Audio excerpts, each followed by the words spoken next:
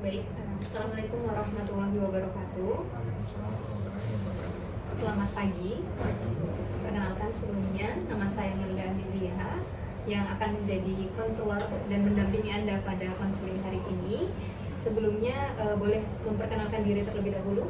Oke, baik. Perkenalkan, nama saya Daniel, mahasiswa Fakultas Psikologi Universitas Negeri Makassar, angkatan 2024. Baik, sebelumnya saya ingin menyampaikan bahwasannya informasi-informasi yang Anda berikan pada konselingnya kita hari ini itu akan bersifat rahasia, sehingga apapun yang Anda ingin sampaikan kepada saya itu hanya akan sampai pada saya. Dan juga tujuannya saya di sini itu untuk membantu Anda memahami apa yang menjadi permasalahan atau yang Anda alami, dan juga sama-sama mencarikan solusi bagaimana baiknya tentang permasalahannya Anda. Jadi untuk kepentingan proses konseling ini, saya berharap Anda bisa memberikan informasi-informasi yang sekiranya mungkin bisa Anda bagikan kepada saya, dan juga saya bebaskan kepada Anda bagaimana Anda mau membagikan ceritanya, mungkin mau menceritakan bagaimana keadaannya Anda, perasaannya Anda kepada saya. Silahkan ceritakan sesuai dengan bagaimana nyamannya Anda. Baik, seperti itu. Nah, dalam sesi ini tadi saya sampaikan bahwasanya Anda bebas untuk bercerita bagaimanapun itu sesuai dengan kenyamanannya Anda. Dan sebagai awal mungkin boleh saya tahu bagaimana perasaannya Anda pagi ini? Kalau maksudnya pagi ini kurang baik karena tadi malam habis begadang mulai tugas. Oke. Tapi tadi sebelum datang ke sini Anda sudah sarapan terlebih dahulu? Sudah. Boleh saya tahu tidak permasalahan atau keluhannya Anda akhir-akhir ini? Untuk akhir-akhir ini tuh saya sangat kesulitan ya untuk membagi waktu saya di antara kuliah dan organisasi, yang dimana dalam organisasi ini kan saya masuk dalam salah satu organisasi di Universitas Negeri Makassar, yang saya juga salah satu pengurus di dalam, yang dimana di organisasi tersebut ini lagi dalam keadaan sibuk-sibuknya karena sedang mencari rekrutmen baru atau anggota baru gitu. Sedangkan di kuliah juga sangat disibuk-sibukkan dengan banyaknya laporan, praktikum dan lain sebagainya, sehingga saya merasa kesulitan mengatur waktu saya. Jadi membuat saya sering juga membuat saya itu merasa stres, merasa lelah dan lain sebagainya. Tadi Anda sampaikan kepada saya bahwasanya Anda itu ikut dalam sebuah organisasi. Boleh saya tahu tidak organisasi apa itu? Saya masuk dalam UKM TSM ini di Setuaya, yang bergerak dalam bidang paduan suaraan. Nah, boleh saya tahu tidak bagaimana aktivitas dari organisasi tersebut? Kalau dari organisasi tersebut itu aktivitasnya sebenarnya agak rumit, bukan rumit sih, agak menguras tenaga juga, karena yang namanya organisasi mungkin apalagi akhir-akhir ini kembali lagi kan lagi sangat sibuk-sibuknya, di mana saya juga termasuk dalam kepanitiaan di perekrutan namanya gitu. Jadi banyak kegiatan-kegiatan sehingga mau nggak mau kita harus kejar begitu. Kalau boleh saya tahu lagi nih, tadi kan Anda bilang bahwasanya Anda ini masuk dalam salah satu kepanitiaan. Boleh saya tahu posisinya Anda di kepanitiaan itu apa? Saya di kepanitiaan itu sebagai anggota di bidang kepanitiaan, yang dimana itu sebenarnya sangat menguras tenaga, karena akhir-akhir ini setiap malam saya selalu ada di kampus untuk mengerjakan baliho, spanduk dan lain sebagainya. Tadi juga Anda sempat bercerita kalau Anda juga kepengurusan dalam organisasi ini ya? Iya. Boleh saya tahu posisinya? Kalau ini saya termasuk di bidang kepelatihan di staf koordinator.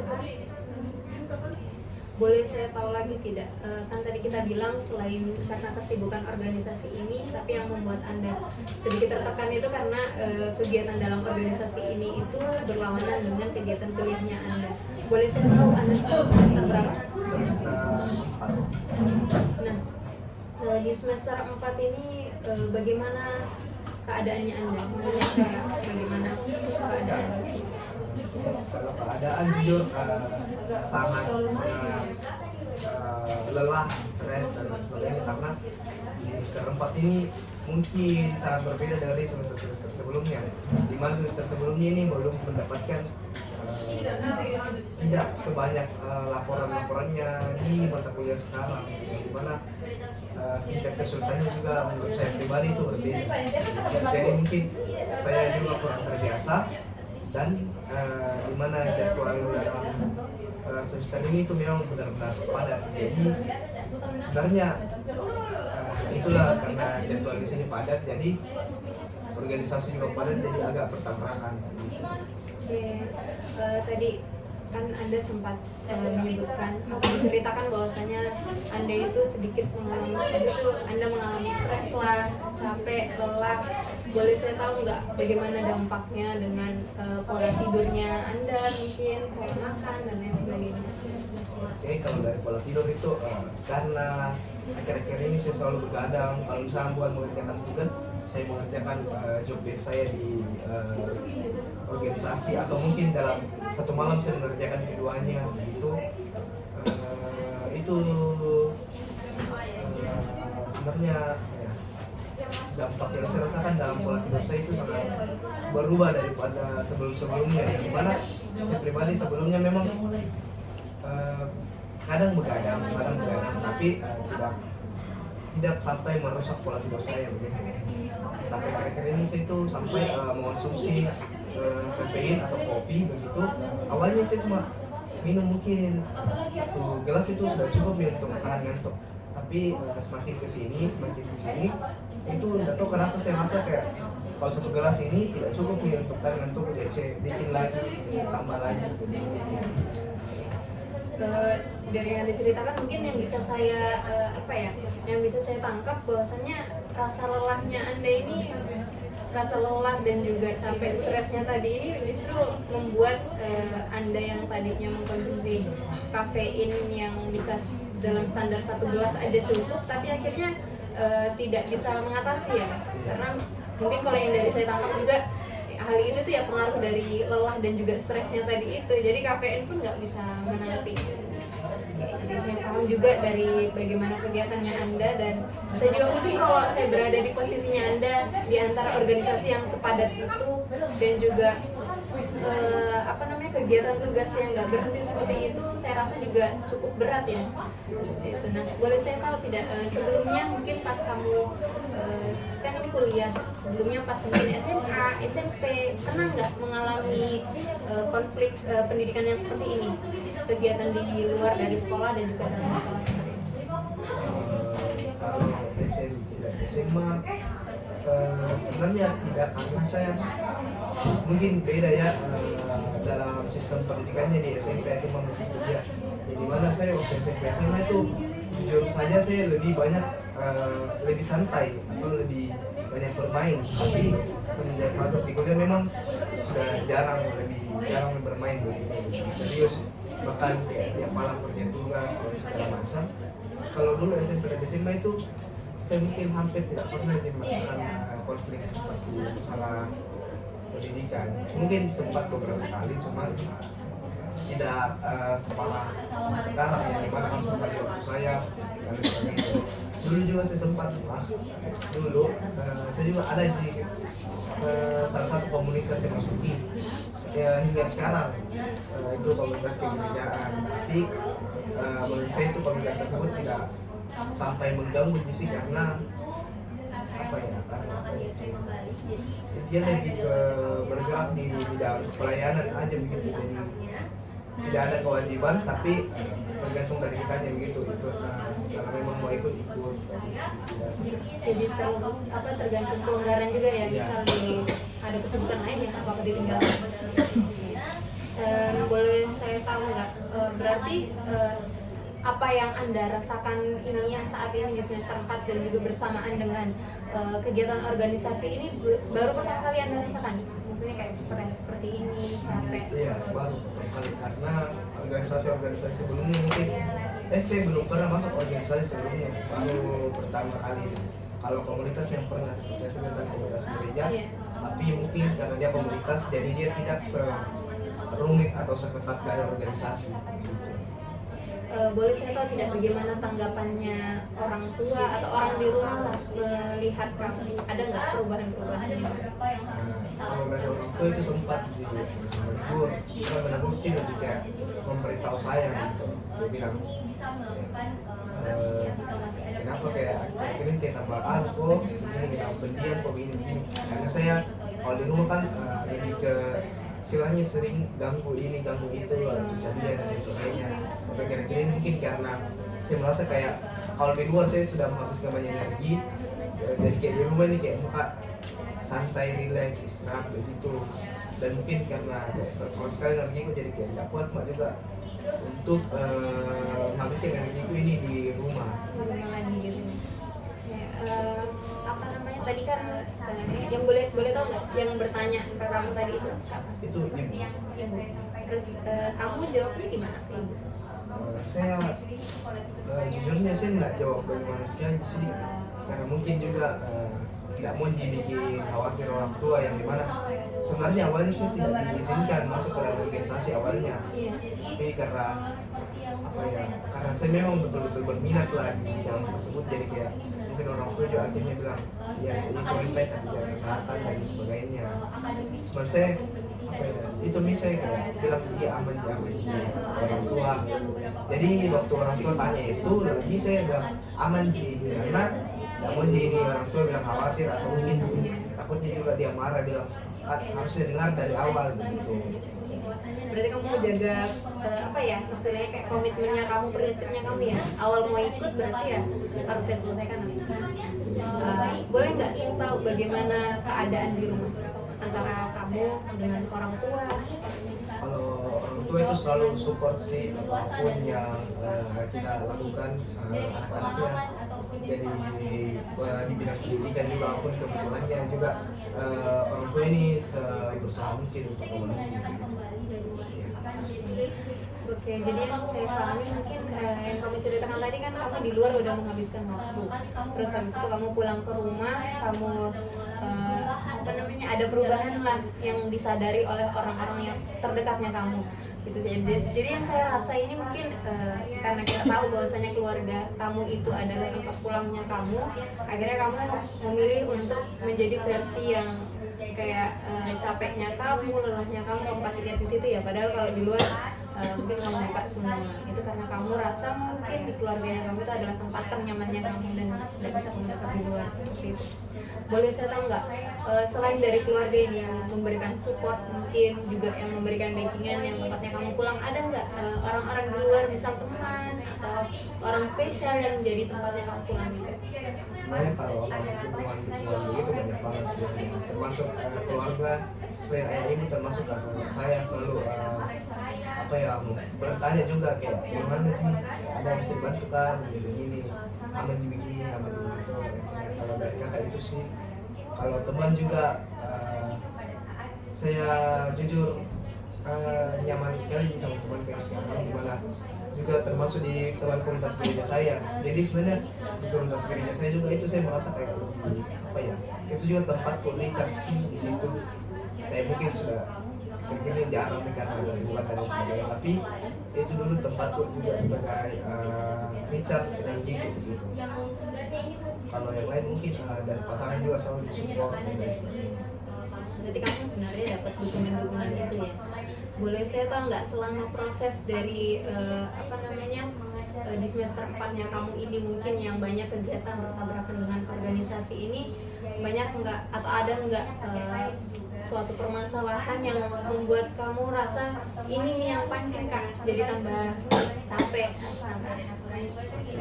Sebenarnya dalam sebuah organisasi ini bukan program kerjanya yang bermasalah di organisasi yang saya masuki, tapi apa yang bermasalah itu dari senior-seniornya yang menurut saya terlalu rumit pemikirannya, yang menurut saya mungkin menyusahkan kepengurusannya, jadi jujur merasa terbebani gitu. Gimana kayak semua itu harus mengikuti kemauannya begini begitu, jadi mau tak mau ya kita harus sesuai kemauannya, yang dimana mungkin tidak sebenarnya merasa kayak tekanannya berlebihan dan sebagainya gitu. Tapi ya mau dimana ya itu organisasi jadinya. itu juga harus diikuti. Ya, berarti senior ini masih dalam kepengurusan juga atau tidak? Kalau senior tidak. Cuman dia masih sering terlibat gitu. Iya, mungkin kan kami ada sekret begitu kan di sini itu dia apa ya lebih banyak senior sering nongkrong di situ. Jadi kayak dia bilang, "Ih, bagus ini kalau kalian bikin begini, bagus kalian bikin begini." Padahal dalam kepuasan ya kami sebenarnya ada kesulitan tersendiri karena adanya masalah internal. Jadi kesulitan lah untuk memenuhi kemampuannya dari senior-senior. Jadi ada tekanan-tekanan itu sebenarnya mempersulit ya. Sebenarnya kalau dijalani ya santai aja. Dari segi anggota-anggota yang lain bagaimana? Beberapa anggota yang lain sih apa ya membuat nyaman. Itu mungkin menurut saya circle lah, ada circle di dalam yang membuat nyaman gitu pertemanan itu. Tapi mungkin ada juga orang-orang lain yang mungkin membuat saya sebenarnya kadang kayak kurang nyaman karena mungkin kayak itu ya ucapan-ucapannya dari ucapan-ucapannya dari perilakunya mereka yang membuat saya pribadi itu kurang nyaman sih sebenarnya. Tapi berkat adanya beberapa teman ini kayak saya tetap bertahan dan lain sebagainya karena saya rasa selagi saya di mereka aman ya. Jadi karena ada teman-teman kamu di dalam organisasi ini akhirnya kamu bisa bertahan. Nah, boleh saya tahu nggak yang menurut kamu nih yang bikin susah di antara apa yang kamu alami sekarang? Kan tadi kalau dari organisasi mungkin tadi itu senior-senior yang ikut lah dan lain sebagainya, ikut campur dan lain sebagainya. Nah, kalau dalam sisi pendidikan atau perkuliahannya kamu yang kamu rasa jadi hal yang ini yang berat sekali atau boleh tahu nggak? Kalau yang berat itu sebenarnya tugas, kembali lagi tugas itu sangat berat sebenarnya. Walaupun mungkin saya tidak ikut organisasi tapi tetap bakal kewalahan ini mengerjakan tugas, ditambah apalagi saya ikut organisasi begitu. Kembali lagi di semester ini banyak sekali laporan, banyak sekali tugas yang mungkin sebenarnya sangat-sangat sulit, deadline-nya yang berdekatan, dempetan, dan mungkin apa ya, praktikumnya juga mungkin ada yang dimana praktikum kan penilaian juga, jadi kita harus melakukan yang terbaik. Jadi kalau mau kita harus latihan atau belajar begitu, jadi harus dikembangkan juga lebih baik. Tapi itu nih saya mungkin kesulitan dikembangkan. Tadi kamu bilang ada laporan. Nah, boleh saya tahu nggak laporan itu dalam bentuk apa sampai kamu merasa itu berat? Laporan itu lanjutannya dari kegiatan-kegiatan dari praktikum yang telah saya lakukan. Contohnya mungkin ada beberapa kuliah yang saya lakukan praktikum secara berkala, yang dimana itu kan setiap satu kali praktikum ada terus laporannya. Ada juga dari mata kuliah lain sebenarnya laporan lagi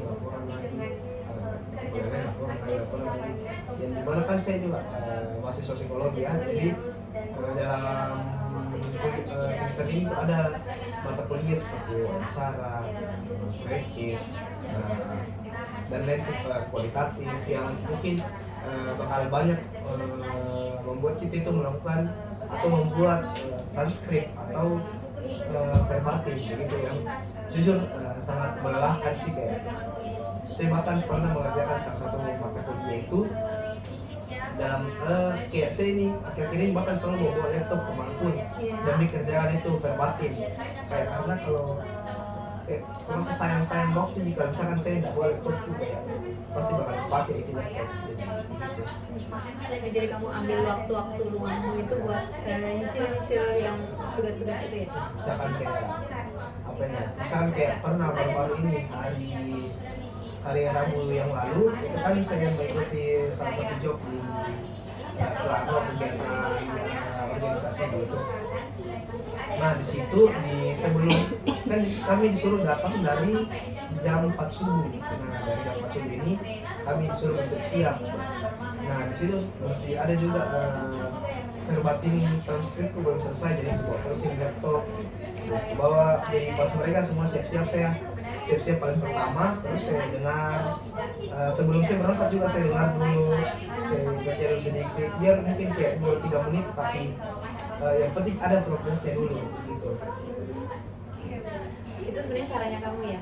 Udah dari boleh saya tahu nggak bagaimana apa ya pola belajarnya kamu? Kalau pola belajar mungkin saya kalau pola belajar mungkin kurang baik sebenarnya sih, karena saya pakai sistem SKS, sistem hidup semalam, di mana itu tersimpan di memori jangka pendek. Jadi itulah gitu. Sama juga kayak itu tugas tidak sih, karena mungkin jujur saja karena mengerjakan tugas jadi sudah jarang sebenarnya untuk kayak membaca e-book, membaca buku dan lain sebagainya gitu. Tapi sebenarnya sih dalam tugas tersebut kan dia tetap baca buku, kayak dicari sumber-sumbernya dari jurnal, makalah dan lain sebagainya gitu. Kalau di semester sebelumnya kan ini semester 4, berarti semester 1 sampai 3 itu kamu tipe orang yang bagaimana kalau kerjakan tugas? Semester 1 sampai 3 itu mengerjakan tugas sebenarnya tidak seperti semester sekarang. Jadi dulu itu mungkin 2 sampai 3 hari sebelum deadline. Kalau sekarang itu mungkin hampir 5, 6, 7 hari sih. Saya pasti sudah sering saya nyicil nih kerjanya gitu. Kalau dulu 2-3 hari itu baru mulai kerja karena lebih santai bisa sih. Berarti kamu bukan di tipe orang yang kayak nanti dari dekat-dekat baru saya kerjain deh.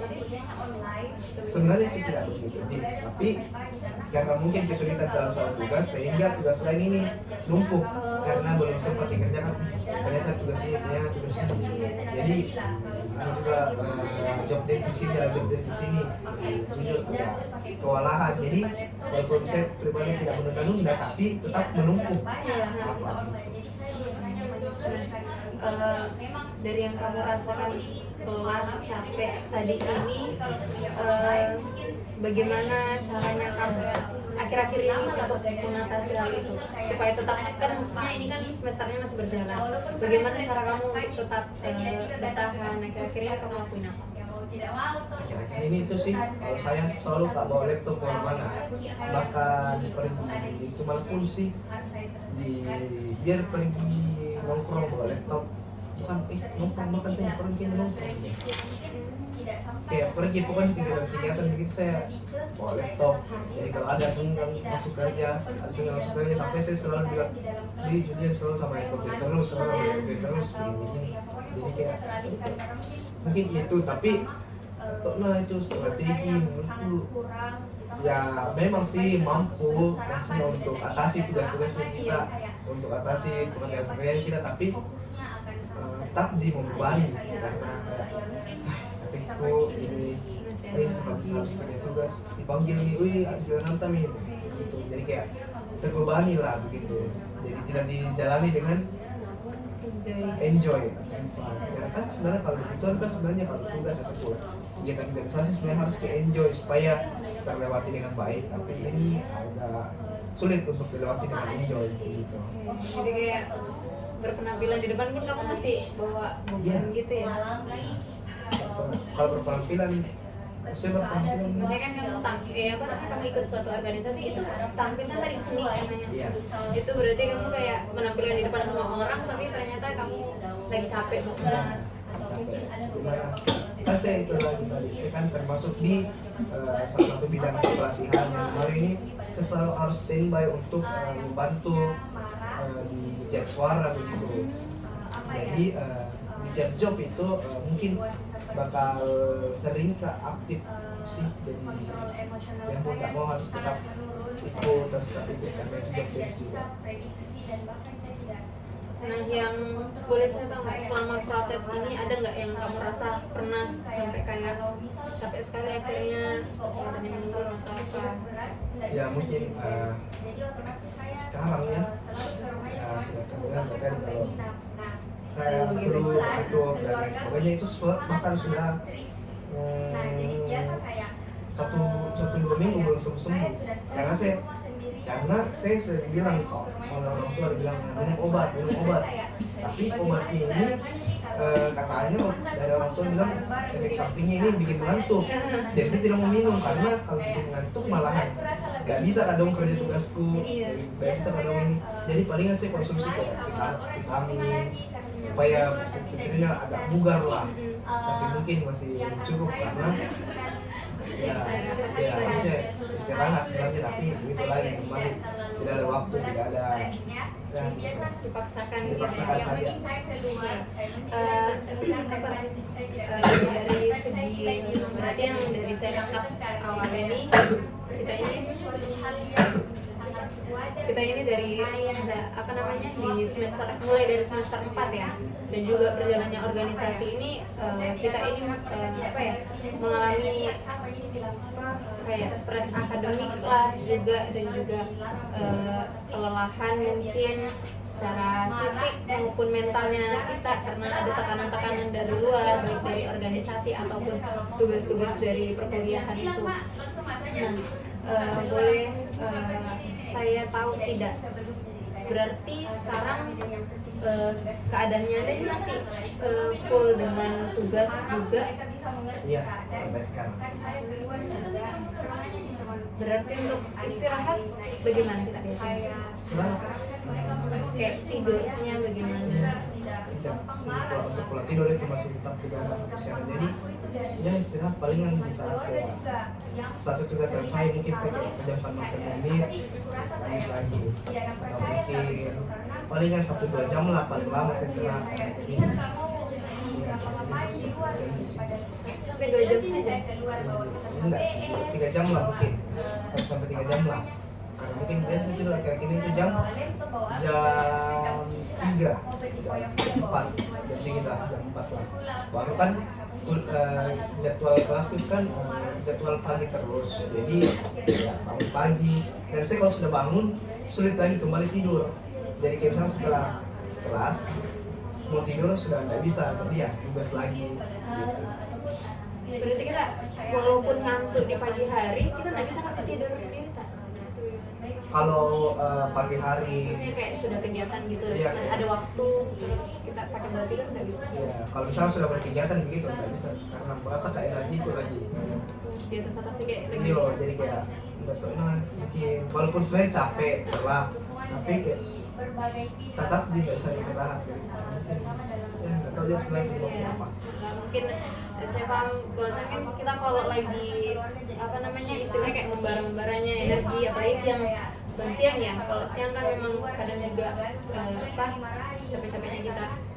Nah, dari yang saya pahami lagi berarti kita ini sebenarnya tipe orang yang bisa survive ya, karena keadaannya dulu kita nggak mengalami hal ini, tekanan tugas yang banyak, juga organisasi yang banyak, tapi kita punya itu, berarti salah satu kelebihannya kita atau Anda itu bisa survive dengan apa yang Anda alami, dan Anda bisa mempertahankan itu. Dan satu hal penting yang saya tandai di Anda, bahwasanya kalau Anda ini punya satu keputusan yang Anda ingin, dan apa ya, kayak contoh kamu bilang ke orang tua tadi masalah organisasi kamu mau ikut ini, kamu kasih alasan agar kamu bisa ikut, terus orang tua akhirnya menyetujui. Anda ini tipe orang yang kalau saya sudah disetujui ini keputusan, berarti harus diselesaikan dengan baik. Jadi yang saya pahami Anda ini termasuk orang yang bisa bertanggung jawab juga dengan apa yang diputuskan. Itu termasuk salah satu kelebihan mungkin dari Anda yang saya pahami, dan juga bagaimana Anda bisa mengatur caranya Anda dalam menyelesaikan kegiatannya Anda, masalahnya Anda, ini Anda bisa survive gitu. Yang bisa jadi orang lain daripada selainnya Anda ini nggak bisa melakukan hal yang sama yang Anda lakukan gitu. Nah, mungkin yang poin yang perlu kita tandai yang bisa di garis bawahi Anda bisa perbaiki itu mungkin yang pola tidur saja ya, pola tidur sama pola makan. Karena kalau yang saya lihat dari caranya Anda mengatur waktu kembali itu sudah sangat-sangat baik ya, yang orang lain mungkin nggak bisa lakukan. Cuman Anda kadang melupakan kalau Anda tuh perlu istirahat, Anda itu perlu untuk bukan hanya recharge energi dengan orang banyak, tapi juga dari dalam, karena kalau di luar dilihat dari luarnya saja kan kayak dalamnya pasti tetap saja gitu. Oke, mungkin itu saja. Terima kasih banyak sudah berbagi cerita dengan saya. Dan juga perasaannya Anda hari ini. Tadi dari awal Anda mau menceritakan bagaimana keadaannya ini, terus akhirnya membuka masalah organisasi juga kepada saya. Saya sangat menghargai keterbukaannya Anda dalam sesi ini. Nah, dari pembicaranya kita tadi kan saya dapat menyimpulkan bahwasannya Anda ini sedang mengalami yang namanya stres akademik ya, stres akademik dari tekanan baik dari dalam kampusnya ini atau dalam segi akademik internalnya dan juga eksternal dari kegiatan-kegiatan yang ada di luar. Nah, dari hal ini ternyata tapi satu hal yang pasti Anda bisa survive dalam hal ini, cuman perlu ditandai yang perlu diperbaiki mungkin yang bisa saya berikan. Mungkin Anda jangan lupakan untuk istirahat, yaitu tidur dan juga makan, karena kalau dipaksakan walaupun kelihatannya baik, nanti Anda justru bisa sakit yang jatuhnya nanti ke fisik, malah yang kegiatan nggak bisa terlaksana dengan baik. Mungkin itu saja dari saya. Nah, karena sesi kita cukup sampai di sini, semoga apa yang kita diskusikan itu bisa membantu Anda dalam memahami situasinya Anda, yang mungkin apa kelebihan dan juga kekurangan yang bisa Anda perbaiki. Sebelum kita akhiri, mungkin ada hal yang ingin Anda sampaikan? Saya terima kasih atas waktu karena sudah mendengarkan cerita-cerita bersama saya, yang membuat saya sedikit merasa lega atau merasa lebih ringan lah, karena ada teman cerita. Ada yang ingin Anda tanyakan lagi mungkin kepada saya? Mungkin sudah cukup. Sekali lagi saya banyak terima kasih atas sesi ini. Anda bisa saya berharap Anda itu bisa merasa tadi lebih lega mungkin karena ada yang menemani cerita, sampai mungkin saya harap Anda juga bisa lebih baik lagi menghadapi masalah-masalah yang ada ke depannya, karena pasti hal-hal yang seperti ini di masa perkuliahan akan terulang lagi nanti ke depannya gitu. Nah, saya sangat berharap Anda bisa bisa lebih baik mungkin dan merasa lebih baik mungkin juga perasaannya. Dan saya juga mengucapkan terima kasih atas waktu dan juga kepercayaannya Anda pada saya. Semoga Anda selalu diberikan kemudahan baik dari sisi akademik ataupun juga dari organisasinya. Nah, saya harap semuanya diberikan kelancaran dari rencana-rencana Anda ke depannya. Mungkin itu saja dari saya. Terima kasih banyak. Saya akhiri. Assalamualaikum warahmatullahi wabarakatuh.